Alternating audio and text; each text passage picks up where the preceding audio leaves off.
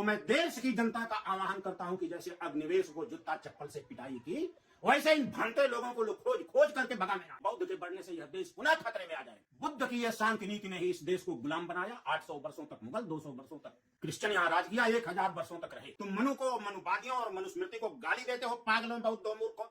तिवारी जो है, उस हाँ, उस पर तिवारी ज़रूर ने अपनी टिप्पणी दीजिए। तिवारी ने जो बात कही उसके ऊपर मुझे टिप्पणी देना बहुत जरूरी लग रहा है। हरि नारायण तिवारी ये मठाधीश है और पूर्व प्रोफेसर है सेंट्रल संस्कृत यूनिवर्सिटी उत्तर प्रदेश के हैं। इन्होंने बहुत भद्दे भद्दे आरोप बुद्धिज्म को लेकर लगाए हैं। जैसे कि उनके स्टेटमेंट को ही अगर देखा जाए तो कह रहे हैं, आज मैं आपको यह बताने जा रहा हूं कि बुद्ध धर्म कोई धर्म नहीं है, यह एक पागलों का जमघट है। बुद्ध धर्म कोई धर्म नहीं है, वो एक पागलों का जमघट है। मूर्ख बौद्धों, तुम लोग उस बुद्ध की मूर्खता को पाले हुए हो, पागलपन को पाले हुए हो, और देश को बौद्ध बनाने की और तुम्हारा कदम है। आगे वो कह रहे हैं कि देश जो गुलाम हुआ वो बुद्ध ने ही बनाया है, और देश जो हमारा गुलाम हुआ उसे बुद्ध ने गुलाम बनाया। और बुद्ध ने ग्रह त्याग किया, इसके ऊपर भी उसने अभद्र भाषा में टिप्पणी की है। मनु का वो खुलकर समर्थन कर रहे हैं, और बुद्ध खुद पागल बनकर पागलों का इलाज कर रहा था, ऐसा भी उन्होंने वक्तव्य दिया है। तो तिवारी के संदर्भ में कुछ बातें मैं बोलना चाहता हूँ, क्योंकि आज का टॉपिक ही है कि ब्राह्मणों को बौद्ध धर्म से इतना डर क्यों लगता है। जी। तो तिवारी जो है, हरि नारायण तिवारी ने बुद्ध धर्म को लेकर जो बातें की है, मगर इसका खंडन नहीं किया है और अपने बात के समर्थन में कोई सबूत नहीं दिया है। मगर उसने अपने वक्तव्य में 27 मिनट के वक्तव्य में हरि नारायण तिवारी ने एक काम बहुत अच्छा किया, इसके लिए मैं उनको बधाई दूंगा। उसने बड़े मगरूरी में यह कहा कि हम ब्राह्मण लोगों ने पूर्व राष्ट्रपति कोविंद जी को मंदिर से धक्का मारकर निकाल दिया था। ये बात और हरि नारायण तिवारी ने ऑन रिकॉर्ड कही है। और ये भी कहा ना कि प्रधानमंत्री भी आ जाए मेरे हाँ मंदिर में तो उनको चौखट से भीतर नहीं घुसने दूंगा। हाँ, और ये आप एक लोग बात राष्ट्र कही कोविंद की बात है। कर रहे हो। मेरे मंदिर में भी प्रधानमंत्री जी भी जाए तो मंदिर की मर्यादा है, उनको अंदर नहीं हम घुसने देंगे। और रामनाथ गोविंद को नहीं जाने दिया तो तुमको मिर्ची लग गई कि आंख पर सही पर जैसे तेजाब पड़ जाए, तुम लोग नाच रहे हो। मंदिर की व्यवस्था जानते हो तुम लोग, मूर्ख। हाँ, ये भी बात उन्होंने कही है कि प्रधानमंत्री नरेंद्र मोदी भी आ जाए गर्भगृह में तो हम उसको नहीं आने देंगे।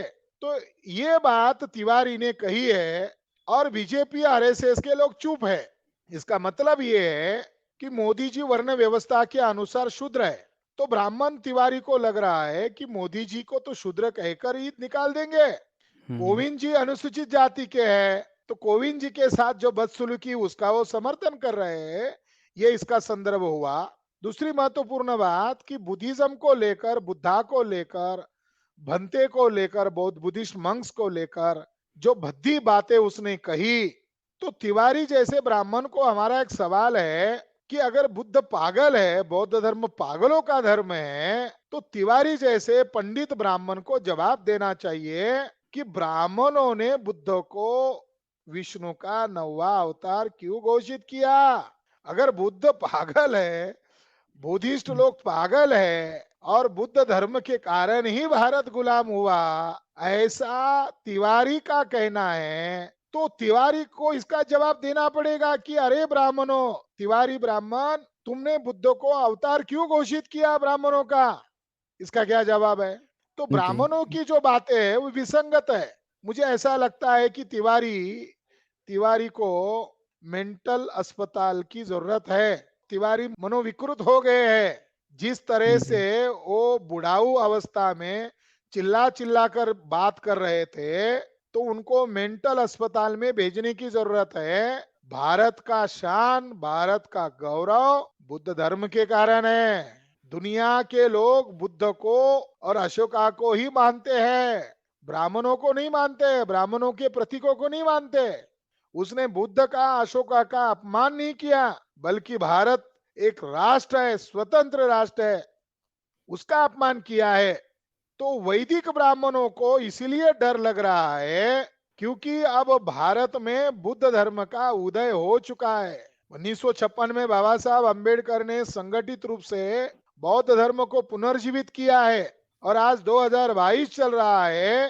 पूरे देश भर में अलग अलग राज्यों में बौद्ध धर्म की एक लहर पैदा हो चुकी है। और ऑल इंडिया लेवल पर हम बुद्धिस्ट इंटरनेशनल नेटवर्क के माध्यम से ब्राह्मणवाद को नंगा कर रहे हैं, बौद्ध विरासतों को बचाने के लिए आंदोलन चला रहे हैं, तो ब्राह्मणों को बहुत डर सताने लगा है। और ये डर कितना सताने लगा हुआ है, ये कब की प्रतिक्रिया है? जब 6 अक्टूबर को हमने आरएसएस के मुख्यालय पर विशाल 3-3.5 लाख लोगों का मोर्चा लेकर गए थे, उसके बाद की प्रतिक्रिया है। तो आरएसएस के ब्राह्मण लोग ऐसे लोगों को, जो दिमागी पैदल है, मूर्ख है, ऐसे ब्राह्मणों को आगे कर कर जो प्रतिक्रिया कर रहे हैं, इससे पता चल गया है कि ब्राह्मण लोगों का वर्चस्व अब कम हो रहा है। जी।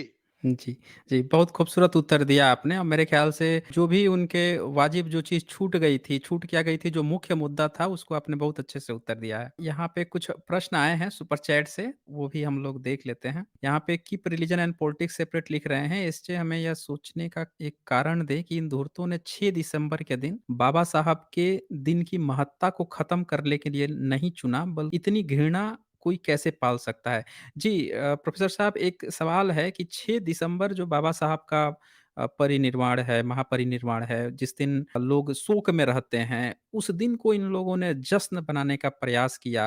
ये क्या ये भी नहीं इंडिकेट करता है कि ये घृणा ही दर्शाती है?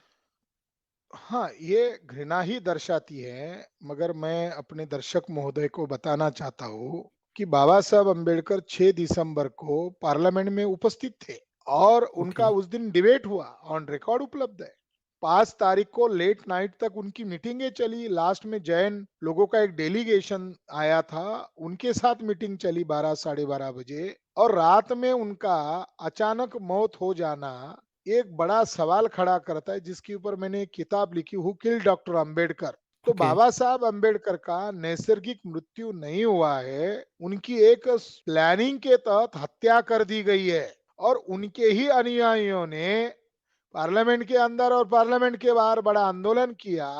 तो उस समय का जो गृह मंत्री था और उस समय का जो प्रधानमंत्री था, यानी कांग्रेस को और नेहरू को, गोविंद वल्लभ पंत को मजबूर होकर बाबा साहब अंबेडकर की डेथ की इंक्वायरी करने के लिए एक अलग से कमीशन का गठन करना पड़ा। उस कमीशन का नाम है डीआईजी सक्सेना आयोग। सभी लोगों को सुभाष बाबू का क्या हुआ, ये चर्चा आज भी सुनते हो। लाल हुँ, हुँ। बहादुर शास्त्री के साथ क्या हुआ, उनके परिवारजन आज भी बताते हैं कि उनकी हत्या हुई। ये बातें आज भी आप सुनते हो, मगर कभी आप लोगों ने सुना कि बाबा साहब अंबेडकर का नैसर्गिक मृत्यु नहीं हुआ है, बल्कि बाबा साहब अंबेडकर की हत्या की गई है। तो वो आज से 6 तारीख को जश्न का दिन नहीं मना रहे, बल्कि 6 अक्टूबर 6 दिसंबर से ही वो जश्न मना रहे, ये एक संदर्भ है। दूसरा हुँ, पहलू ये है कि 6 दिसंबर 1992 को ही बाबरी मस्जिद क्यों गिराई, वो क्यों जश्न मनाते हैं? ब्राह्मण लोग 6 दिसंबर को जश्न क्यों मनाते हैं? तो ब्राह्मणों ने 6 दिसंबर के दिन ही बाबरी मस्जिद गिराई थी। अब 6 हुँ, दिसंबर को ही बाबरी मस्जिद क्यों गिराई? क्योंकि ओबीसी की लड़ाई जब चल रही थी, तब एससी एसटी के लोग ओबीसी के लड़ाई को साथ सहयोग दे रहे थे, उनमें शरीक हो रहे थे उस आंदोलन में। तो ब्राह्मणों ने देखा कि ओबीसी की लड़ाई, ओबीसी कम लड़ रहा है मगर एससी एसटी के लोग ज्यादा लड़ रहे हैं। ओबीसी के आंदोलन को डाइवर्ट करने के लिए, मंडल के आंदोलन को दबाने के लिए राम मंदिर का आंदोलन ब्राह्मणों ने शुरू किया था। फिर भी ओबीसी की लड़ाई क्यों खत्म नहीं हो रही है? तो उनको पता चला कि एससी एसटी के लोग इस आंदोलन में शरीक है, तो उनको डाइवर्ट करने के लिए या एससी एसटी के लोगों को डाइवर्ट कब किया जाएगा, तो योजना बनाकर 6 तारीख को ही बाबरी मस्जिद गिराई गई। जब बाबरी मस्जिद गिरेगी, उस दिन मुसलमान लोग काला दिन मानेंगे, मातम का दिन मानेंगे, शोक प्रकट करने का दिन मानेंगे। जब मुसलमान उस दिन को काला दिन बोलेंगे, तो जो एससी एसटी के लोग ओबीसी को साथ दे रहे थे, वो उनका साथ छोड़ देंगे और बाबा साहब अंबेडकर का जो महापरिनिर्वाण दिन है, उसको काला दिन अगर कोई मानता है, तो उनके साथ उनकी लड़ाई हो जाए, ये ब्राह्मणों की हुँ। साजिश है। तो ये जो ब्राह्मण आज 6 दिसंबर को जश्न दिन मानते हैं, ये ब्राह्मण बहुत ही धूर्त और षड्यंत्रकारी है। ये बात आप लोगों को ठीक से समझना होगा। इन बातों से आपको ये बात समझ में आ रही होगी। जी, जी। शुक्रिया, शुक्रिया इसका बहुत खूबसूरत आपने जवाब दिया। और मेरे ख्याल से वो पॉइंट भी लोगों को क्लियर हुआ होगा, जो लोग ये पूछते हैं कि बाबा साहब की मृत्यु नेचुरल हुई थी या उसमें कुछ कॉन्स्पिरेसी है। इस पर डॉक्टर साहब की एक किताब भी है, वो भी आप लोग पढ़ सकते हैं, who killed doctor doctor Ambedkar. B R. Ambedkar, doctor Ambedkar. Ji.